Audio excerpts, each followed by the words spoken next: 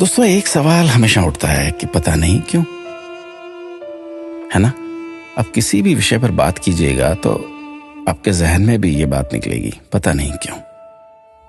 खाने को सादा दाल रोटी होती थी, लेकिन फिर भी किसी को खून की कमी नहीं होती थी, पता नहीं क्यों।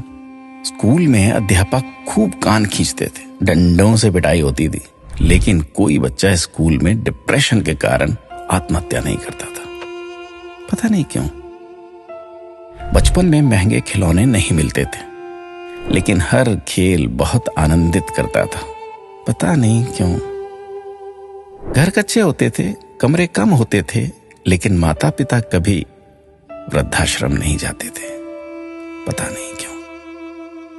घर में गाय की, कुत्ते की, अतिथि की, मेहमानों की रोटियां बनती थी, फिर भी घर का बजट संतुलित रहता था।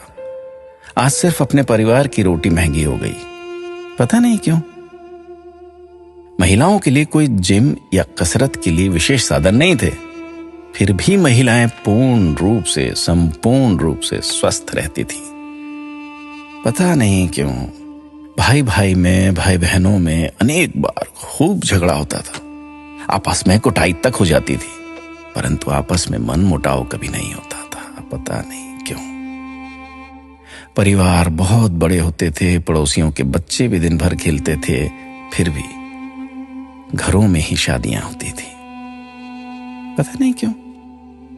माता पिता थोड़ी सी बात पर थप्पड़ मार देते थे, लेकिन उनका मान सम्मान कभी कम नहीं होता था, पता नहीं। ऐसे अनेक क्यों के सवाल दिल में उठ रहे हैं। आप सभी तक इस क्यों को पहुंचाने की कोशिश कीजिए। शायद फिर से पहले जैसा सौहार्दपूर्ण वातावरण, आपसी प्रेम, एकता का माहौल बने।